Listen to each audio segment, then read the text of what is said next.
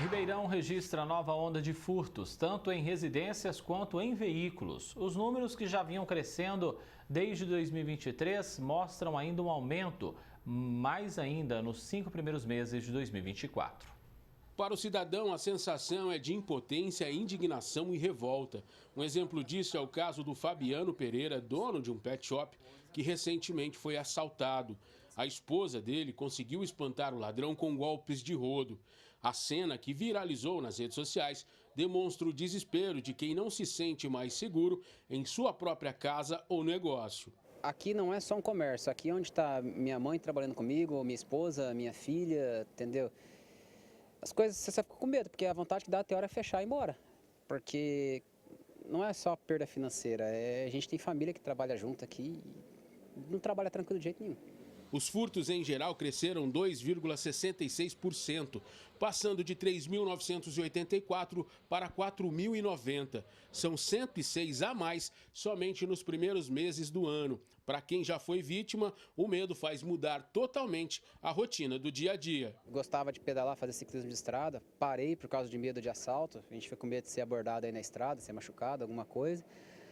Aí, no meu condomínio, antigamente a bike ficava na garagem, hoje já tem que pôr a bike nas costas, subir para o apartamento lá em cima, entendeu? Que até dentro do condomínio já não tem mais já não tem segurança mais. Acho que a impunidade está tão grande que o pessoal perdeu o respeito de uma forma tão grande que câmera, sistema de segurança, não adianta, porque lei não tem. Então, para que vai se cuidar? O cara vai roubar mesmo. Entendeu? E a gente que trabalha, que tenta aí, fica tomando esses prejuízos aí toda hora.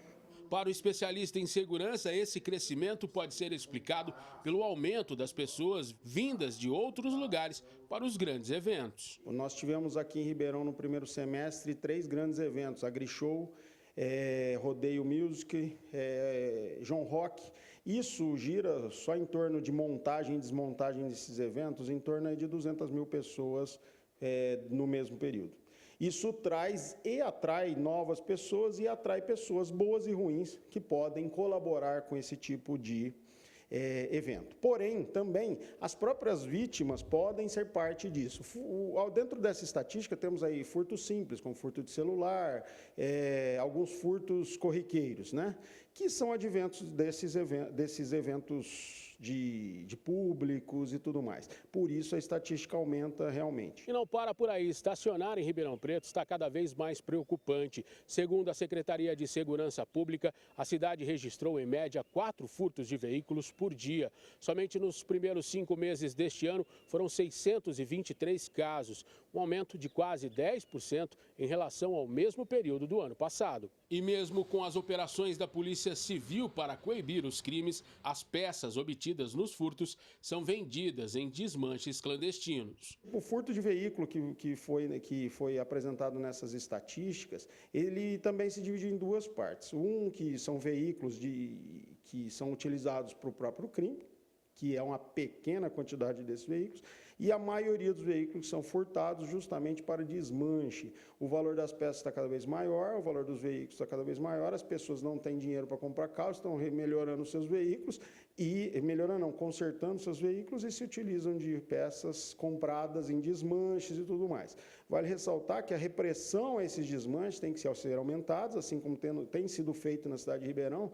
Entretanto, a gente tem que entender que essas peças não vão só para a cidade de Ribeirão. Existe uma macro-região com poderio financeiro grande e o Triângulo Mineiro ao nosso lado também. O crime de furto é previsto no artigo 155 do Código Penal Brasileiro e consiste em subtrair para si coisa alheia móvel sem violência ou grave ameaça. Ou seja, pegar algo que não pertence a você sem usar força ou violência. Apesar da impunidade em vários casos, o registro dos crimes pode ajudar a polícia. Eu sugiro que a população registre os boletins de ocorrência, mesmo que se for fisicamente na delegacia ou no plantão policial, ou pelas polícias militares, ou pela internet, faça o registro na delegacia virtual, é fácil de fazer, coisa de 5 minutos você já tem o seu boletim de ocorrência registrado. Por que eu friso isso? Porque as estatísticas de segurança pública são feitas baseado nisso, e os órgãos de segurança pública atuam mediante as estatísticas levantadas das ocorrências registradas. É aí que chega a viatura no bairro, é aí que chega a base onde precisa. Então, eu sugiro que todo mundo registre os boletins de ocorrência para ajudar a Secretaria de Segurança Pública a atuar melhor dentro desse cenário de crime de Ribeirão Preto. O Elton Garcia para o Jornal da Clube. Para falar mais sobre esse assunto, no nosso núcleo de jornalismo está o advogado doutor Jean Alves, a quem eu já agradeço mais uma vez pela presença aqui. Doutor, os dados indicam um aumento, então, de quase 3% nos furtos em geral. Quais são os principais fatores que contribuem na análise do senhor para esse crescimento? Boa tarde. Boa tarde, André, aos telespectadores do Jornal da Clube. André, no primeiro momento, esses índices podem apresentar aí uma dinâmica que não traduz a realidade. O que eu quero dizer com isso?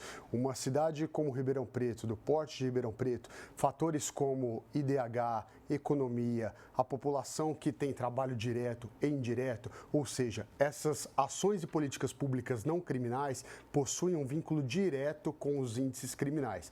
Em outras palavras, quanto mais essas políticas públicas estejam elevadas no município, estejam com um alto padrão de cidadania, onde a população local tem trabalho, tem lazer, tem uma qualidade de vida elevada, naturalmente que os índices criminais, especificamente os crimes contra o patrimônio, apresentam uma redução.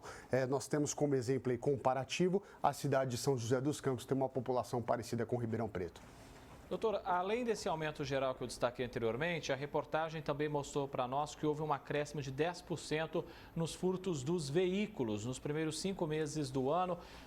O que pode estar levando esses criminosos a praticar esse tipo de furto, doutor? Dentro dos crimes patrimoniais, especificamente o furto de veículos, nós temos uma dinâmica mais específica, que é a atuação de organizações criminosas que já estejam articuladas tanto na captação mediante furto, subtração patrimonial desses veículos, como toda uma rede aí progressiva onde direcionar essas peças, né? Então, é toda uma atividade econômica ilícita, ou seja, a articulação dessas organizações criminosas tendem aí a aumentar os crimes patrimoniais contra os veículos, uma vez que o escape, a rota de fuga e o proveito econômico dessa atividade ilícita é muito maior. Em Ribeirão Preto nós temos diversas organizações criminosas atuando especificamente nesse sentido, é daí que nós precisamos de uma estratégia de segurança pública mais específica, em especial a repressiva, ou seja, a Polícia Civil fazendo a identificação da autoria e dos participantes dessas organizações criminosas, também em um trabalho com o Ministério Público e com a Polícia Militar preventivo no sentido de minimizar a receptação, contribuirá, sem sombra de dúvidas, para minimizar esses elevos criminais aí nos crimes de furto. Era já isso que eu ia questionar o senhor, né? Quais ferramentas, doutor, na sua análise, a polícia, tanto militar quanto civil, precisam usar para diminuir esses índices? E tem que ser medidas eficazes, de fato, né? Se me permite, André, farei ainda uma nova adição ao seu comentário. Estratégias de segurança pública, na verdade, requerem um policiamento integrado, inclusive com a participação da comunidade. Ou seja, prevenção, nós temos que ter boa iluminação pública, nós temos que ter uma praça pública que esteja em funcionamento, proporcionando o lazer, que esteja bonita para que a população local frequente aquele lugar e, naturalmente, quando a população frequenta, o crime não estará naquela praça pública. Então, essa ação comunitária e também ações de prevenção de segurança, como a comunidade atuando naquele local e o trabalho específico da Polícia Militar, que é o trabalho preventivo situacional. Então, o registro da ocorrência é de fato importante para onde haja o elevo desses números, especificamente os bairros, as unidades policiais militares sejam direcionadas especificamente para aqueles bairros. Então, onde os índices estejam elevados, o BAEP, a Força Tática, atuará com maior vigor nesses bairros. Mas nós também precisamos de integração articulada, tanto da Guarda Civil Metropolitana, para que esteja de fato nesses bairros, levando aí essa sensação situacional de segurança, e políticas articuladas também no repressivo, como a Polícia Civil no pós-crime e a atuação do Ministério Público para que, identificando esses autores, leve ao conhecimento do Poder Judiciário para que eles sejam punidos. Advogado doutor Jean Alves, agradeço a presença do senhor mais uma vez aqui com a gente. Um abraço e até a próxima oportunidade. Sou eu quem agradeço. Muito obrigado.